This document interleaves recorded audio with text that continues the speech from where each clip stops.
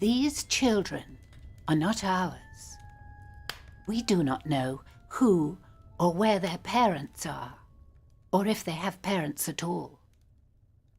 They appeared one night inside a blizzard's cowl, and now they loiter night and day, causing discontent outside the shops or high across the fields.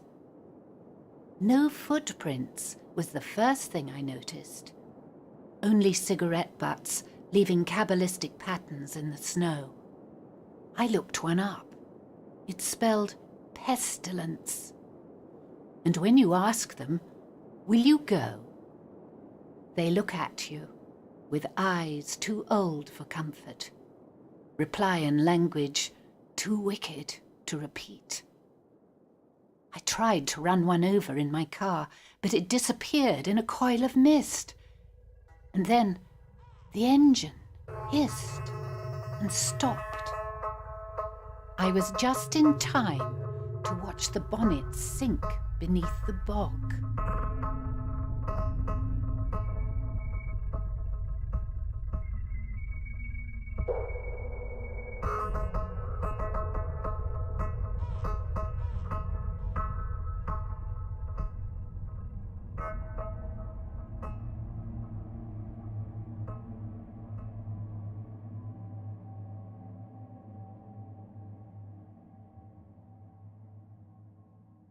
By mid-month, ice had calibrated the island like a microchip, nailed it clean onto the North Sea. Supplies came in by air. I begged them to send in teams to investigate a stream of sudden disappearances and deaths.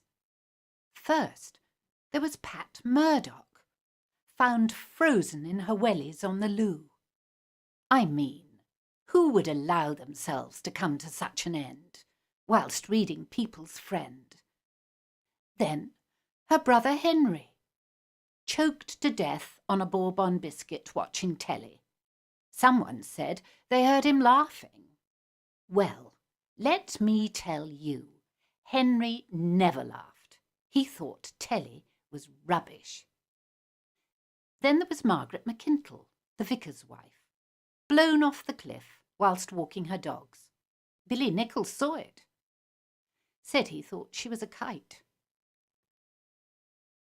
And now, poor Kenny the postman.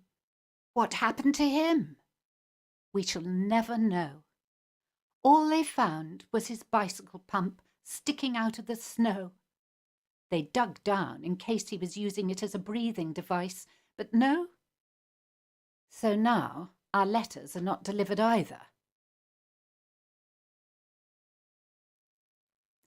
I complain bitterly to anyone that will listen, but no one seems to agree.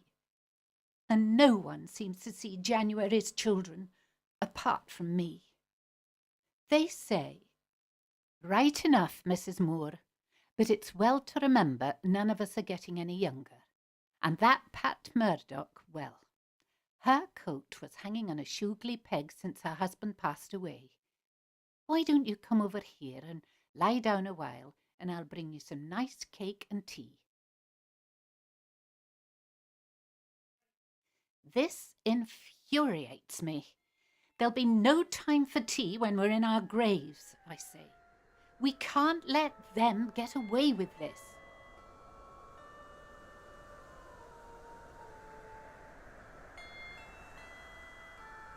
Don't tell anyone.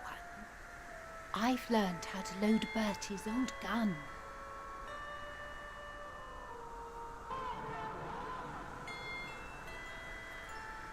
Propose an expedition after lunch.